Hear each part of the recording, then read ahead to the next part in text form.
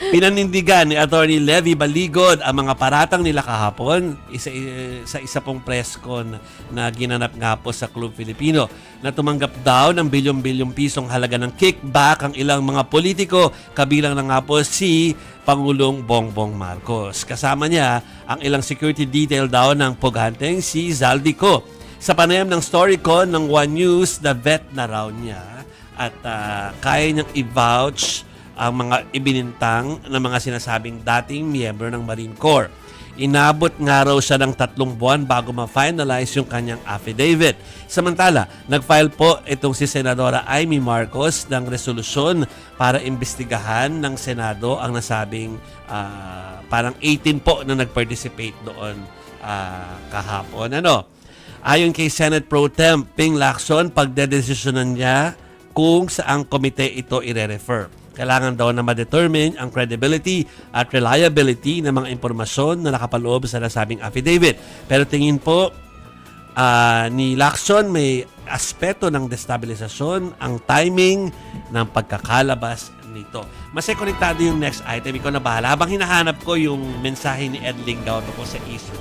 Oo, sige. Kasi itinanggi naman po ng Malacanang etong mga paratang ni Attorney Baligod at nung sinasabing 18 ex-Marines na tumanggap daw si Pangulong Bongbong Marcos ng mali-maletang pera mula doon sa flood control project. Ang sabi ni Palace Press Officer Claire Castro, lousy script at hindi pang award-winning ang ginawa raw na ito ni na Attorney Baligod. Sabi pa niya, paulit-ulit ang kasinungalingan laban sa Pangulo. Itinanggi naman ni Manila Congressman Benny Abante ang paratang na pagtanggap ng pera. Ang mga akusasyon daw ay isang uri ng pamumulitika. Para naman kay ML Party List Representative Laila De Lima, ang mga aligasyon sa kanya ay puro kasinungalingan lamang. Sabi pa niya, isang clear demolition job. Sabi ni Yuse Castro kanina, mas maganda daw alamin kung sino yung may-ari nung sasakyan na ginamit pang sundo doon sa mga nag-press con kahapon para malaman kung sino-sino nga ba yung nasa likod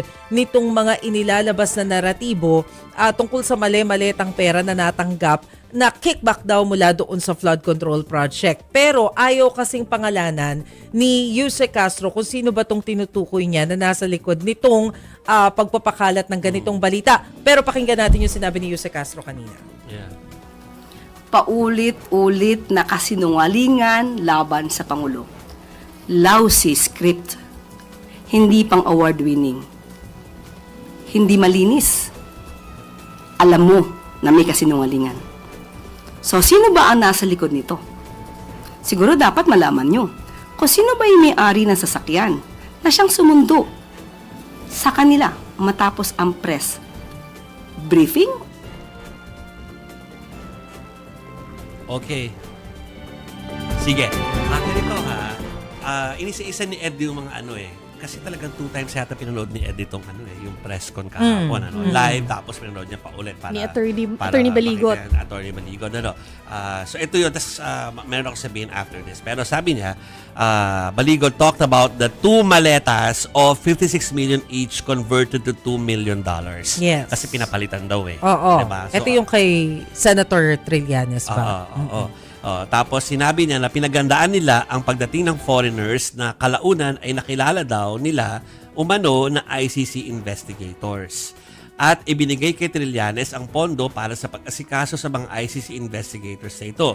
At makita nyo ang madalas na pag-deliver nila ng maleta at minsan mga paper bags ng pera patungo sa mga nag-aalaga sa ICC investigators. Ano po?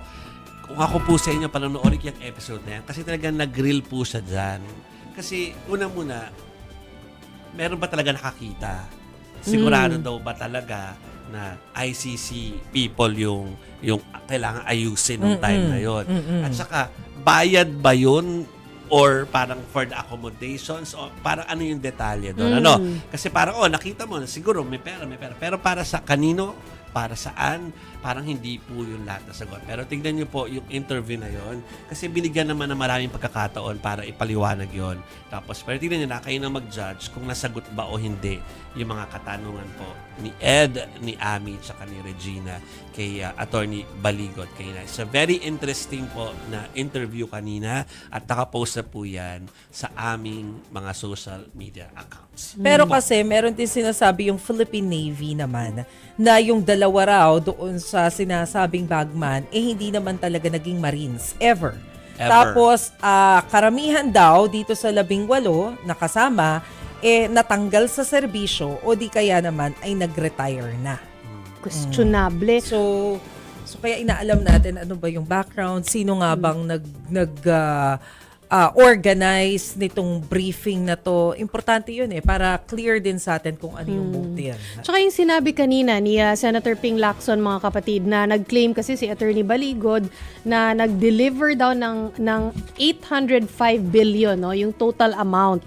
Yung total amount po na yun, sabi ni Senator Ping Lacson, if you do the math, it's a little over 70% dun sa total na sinasabing dineliver ng mga kaperahan, no. Sabi niya, kung 70% na pala ay napunta doon, saan na napupunta yung paano na sila makakabigay ng pera kanila ni Alcantara at kung sino-sino pa diyang nakipaghatian dyan sa kaperahan na yan.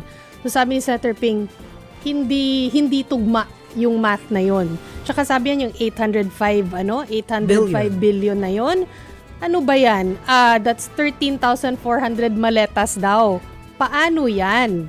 Okay. Oo. So kahapon pa po ninyo kinakatok ang mainstream media na asan yung balitang yan, ba't di nyo sila ini-interview? Ayan na po na-interview na po sila. Pero syempre, ibang usapan kung gusto nyo yung kalalabas ng interview because you will have to grill. Hindi naman po pwedeng kung ano lang yung sabihin nila, ay hindi namin tatanungin. We have to follow up. Kasi kahit po si Presidente yan, dalawang Presidente, ilan ba yung kahit sinong presidente. Pero dito po, at least yung mga kandidato ng pagka-presidente ng 2022 ay nagpunta, hindi naman pwedeng nagsalita lang sila. Tinanong po namin sila ng tinanong. Ganun po yun. Trabaho po namin yan. Alam ko hindi nyo nagustuhan kasi gusto nyo siguro talaga kung ano lang yung gusto nyo marinig doon sa interview kay Attorney Baligod. Pero that's the way it goes. Kailangan po namin silang i-grill. Okay?